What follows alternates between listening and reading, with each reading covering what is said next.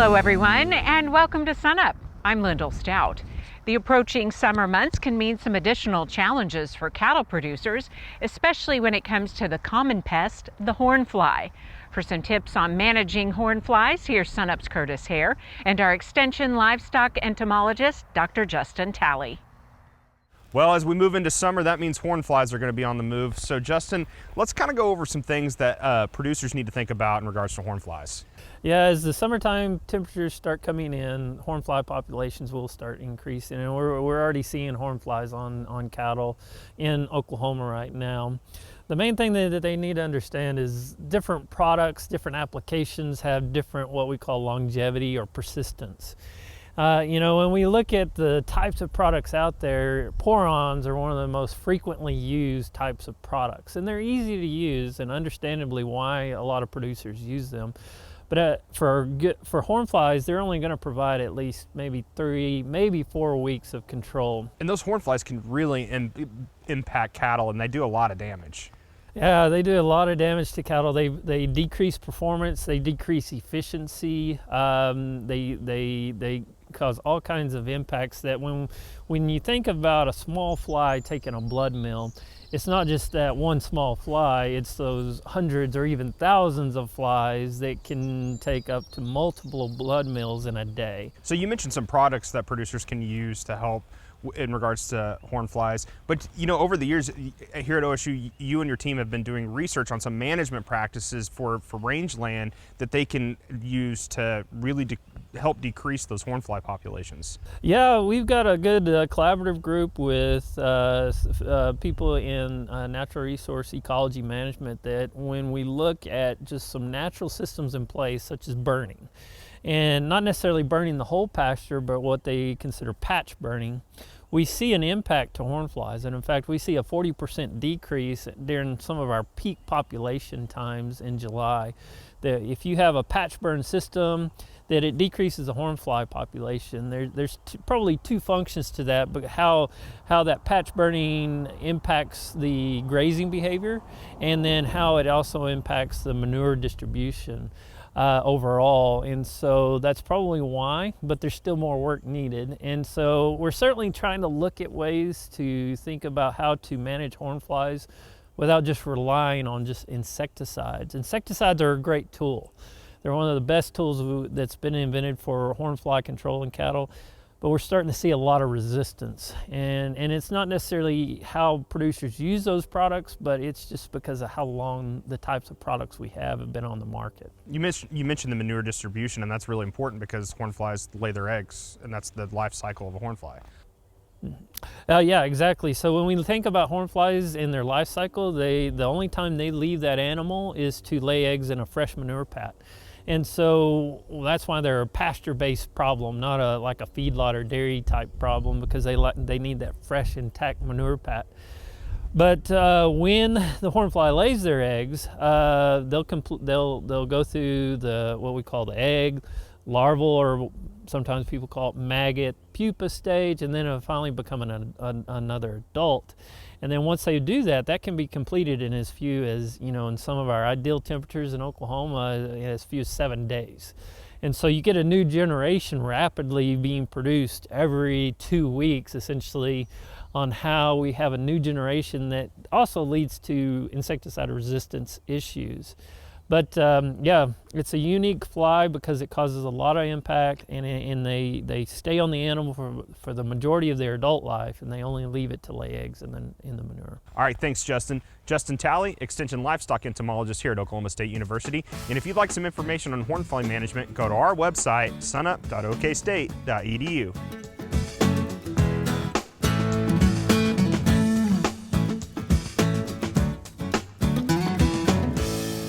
Welcome to the Mesonet Weather Report. I'm Wes Lee. May has been one of those months that forgot to follow the script. Some of that is good news, like a fairly light severe weather season, but it has also negatively affected agriculture practices. This month will be one of the coldest Mays of all time.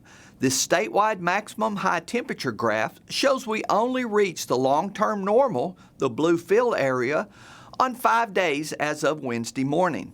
A lot of this cool weather was not from severe Arctic cold fronts, but from sustained clouds and rain that didn't allow temperatures to reach the normal mark. This graph is the statewide percent sunshine for the month of May. The orange field is the long-term average by date, and the red line is what we actually saw this month. Conditions were cloudier than normal on all but 7 days. This has our crop progress across the state way behind normal. Figures from the latest USDA crop report shows that planting for every major row crop is behind normal for this time of year, some by as much as 16%. Hay operations have also been hampered, as you can see by the first cutting alfalfa reported as 23% behind schedule. After another cool weekend to finish May, conditions should remain cool into next week according to forecast. Gary's up next, showing some rainfall summary maps. Thanks, Wes, and good morning, everyone. Well, that's the way Oklahoma's weather is. It's either raining all the time or it's never raining. And definitely right now we're in the always raining period. Now, we didn't get rain everywhere that we needed, but we sure got a lot in other places. Let's take a look at the latest rainfall maps and see what we have. Well, first let's start out with the U.S. Drought Monitor. We do see just a small area of drought left in Oklahoma, a little tiny bit down in south central, southeastern Oklahoma, and then a little bit down from southwestern up into central Oklahoma. Just a little tiny sliver out in the far western panhandle. Some of those yellow colors, abnormally dry conditions, signifying areas coming into or going out of drought. Maybe we'll take care of a lot more of those after the rains this week.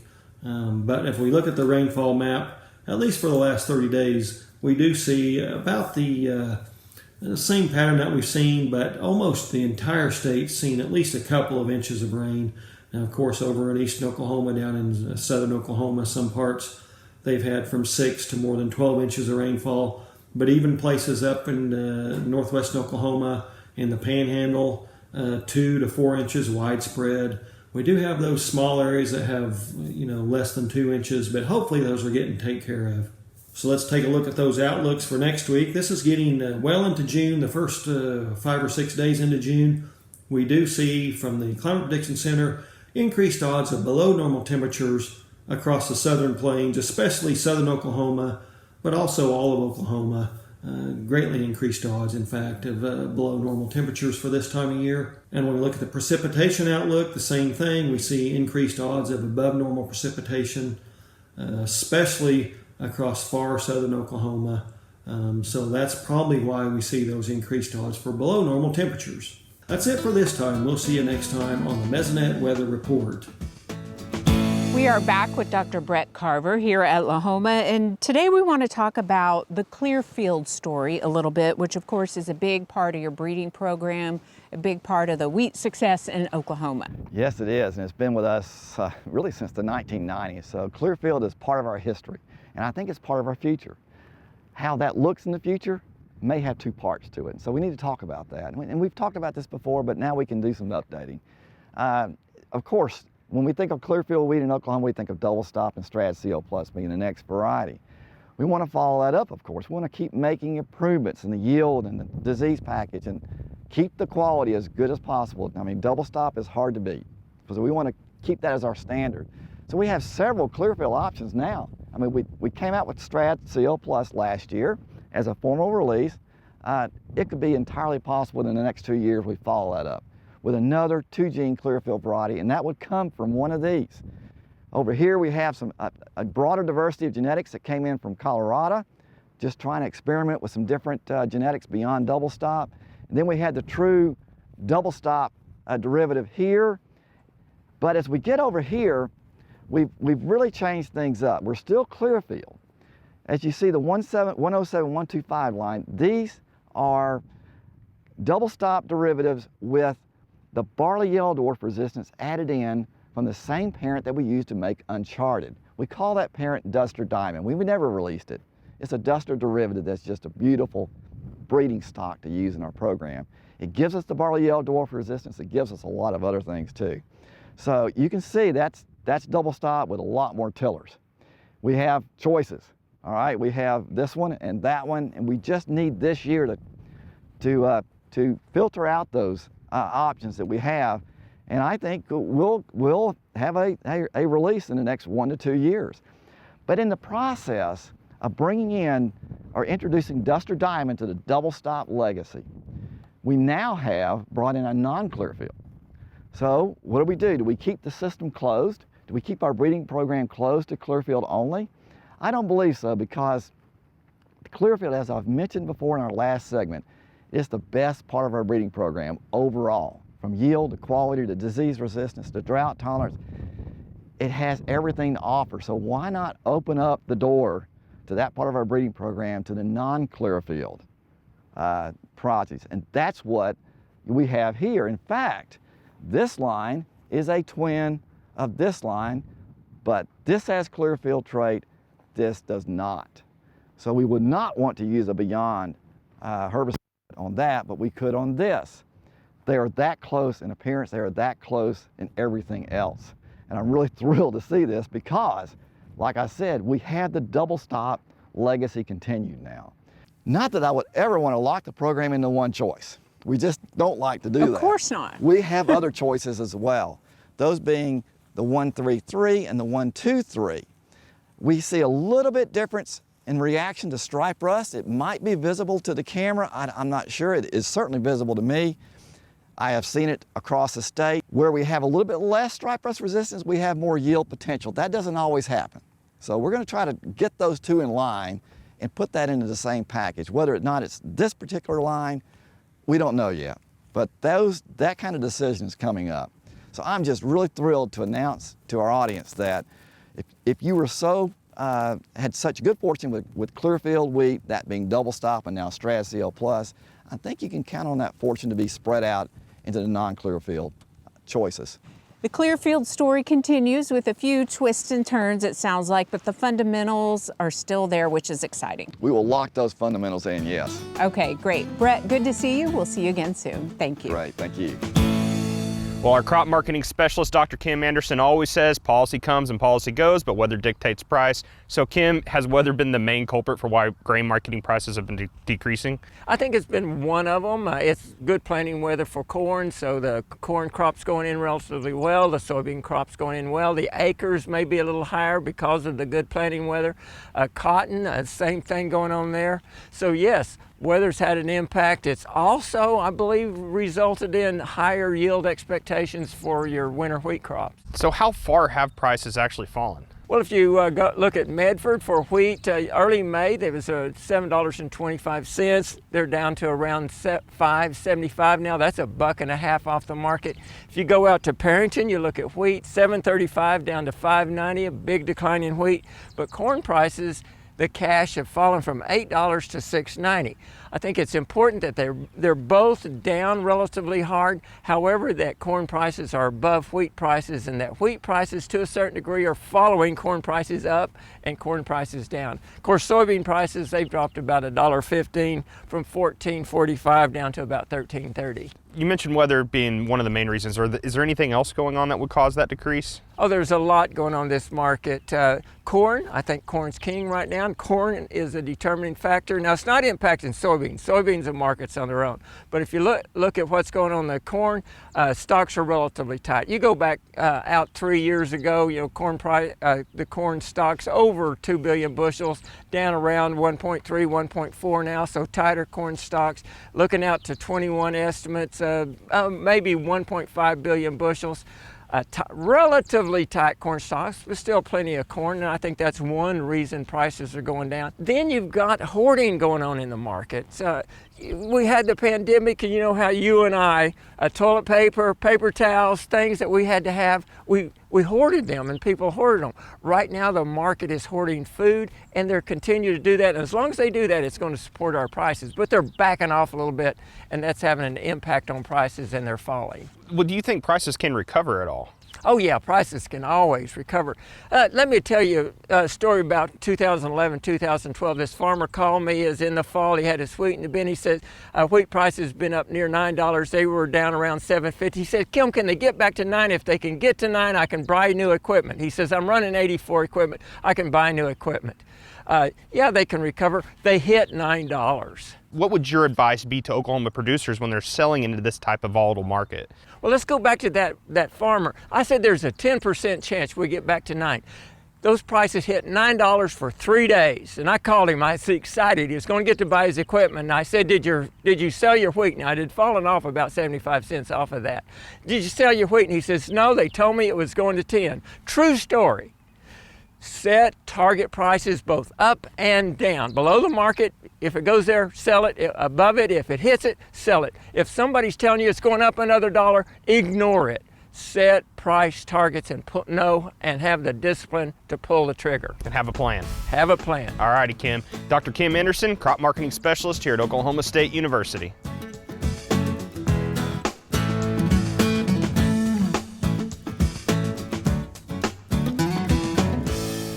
Good morning, Oklahoma, and welcome to this week's Cow-Calf Corner. Again, we're joined by Dr. Dan Stein, and we're continuing to talk about estrus synchronization. And this week, we specifically get into the different protocols that are available to us. Dan, depending on your objectives going into estrus synchronization, what can you tell us? Well, first of all, when we talk about estrus synchronization, we need to really look at what our program what we're trying to do here. One point I do want to get across to everyone today is that when I talk about estrus synchronization, we can synchronize standing heat, or estrus, okay, or we can synchronize ovulation within standing heat. And when we talk about synchronizing ovulation within standing heat, there's where we're talking about the use of what we call fixed timed or fixed appointment AI. What we've done is we've programmed those animals that we're going to force ovulation of that female, and we're going to have semen there, and hopefully timing is right and we have conception. When we look at our protocols, if I'm going to use a bull for my semen source, what I need to remember is that I am not going to synchronize ovulation within standing heat. All I want to do is bring in my group of animals. Maybe they're going to stand in a 3 to 5 to 7 day window, and again, that's my grouping of my animals. If I'm just synchronizing standing heat only over that 3 to 7 day window, my bull to cow ratio needs to be about less than 1 to 14. And if I get above that, our conception rate dramatically decreases. So again, that is that synchronization of standing heat. Now, if I'm detecting heat, I can still synchronize standing heat, and I'm going to be looking and detecting over, again, that same time period. So again, it can get very time consuming if I'm going to detect heat and I don't try to look at synchronizing ovulation within standing heat. In the last few years, we've got sex semen on the market, and I know we tweak that plan just a little bit. Can you tell us what happens conventional frozen semen versus sexed frozen semen? Okay, if we're talking about using what I call a fixed timed appointment artificial insemination protocol, meaning that, again, I'm going to show up at your place and start breeding cows at a certain time on a certain day. If I'm going to use sex semen, I need to see a standing heat, and then I'm going to inseminate based on that time frame of standing heat. The dosages that we have in our straw semen, we are guaranteed in a conventional straw semen that's a half mil, 10 million live normal cells. Our sex semen is packaged in either 2 million or 4 million cells. So again, we need to be very precise on our timing of insemination using our sex semen, and we need to see a standing heat. Gotcha. Interesting stuff. And Dan, thank you for joining us again, and thank you all for being with us on Cow-Calf Corner. We'll see you next week. Well, it may not seem like it with all this wet weather, but right now we're approaching grilling season, and meat prices are pretty high. So demand is good? Demand is very good across the board. All of the meats, beef, pork, and poultry. We're seeing wholesale values that are just exceptionally strong. If you look at the beef and pork cutout, both of them, in fact, pork cutout is as high as it got during the pandemic disruptions last year. Beef cutout's not that high, but it's really high. And if you look at the wholesale cuts, for example, on beef, it's really the middle meats. It's the steaks that are leading the prices higher right now. So we're seeing food service demand is opening up. Combine that with grilling season, and the combination of the two is resulting in extremely good demand across the board for beef, pork, and poultry products. So with this increase in prices, is this expected to continue throughout the summer? Well, that's a really good question. There's a number of things going on. Most of this is driven by the demand side. There's a limited supply issues, but really not very much. But again, as we open food service, we've been relying on retail grocery for over a year.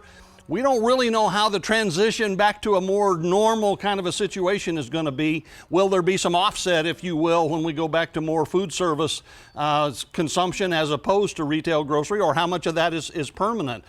We also have an economy that's very dynamic right now. It's growing very strong. We've got, sort of the last bits of the stimulus impacts in the economy. Those will be moderating and fading down. And so we could see some moderation in these prices. But having said all that, I really think we're going to continue to see very strong meat prices going forward. And like we said earlier, it's been really wet, really rainy. How are pasture conditions right now in the hay situation? In Oklahoma and the surrounding areas, we're in pretty good shape. We have had a lot of moisture. It looks like we're, kind of getting off to a decent start. We started the year with hay stocks way down in Oklahoma, the surrounding states, and really nationwide. But it looks like we're going to be able to replenish those supplies going forward. And right now, feed prices are really high. So how is that impacting feedlots and everything going on there? Yeah, the high corn prices are having a huge impact on feedlots. Cost of gains are advancing rapidly. And so, they will make some adjustments in maybe the size of cattle that they buy going forward, that sort of thing. But one of the things that feedlots can do right now, particularly in the southern plains, is wheat prices are significantly cheaper than corn prices. That doesn't happen very often. And when it does, we will start feeding more wheat. And we're certainly hearing that some feedlots are switching to wheat. All right, thanks, Derrell. Dr. Derrell Peel, Livestock Marketing Specialist here at Oklahoma State University.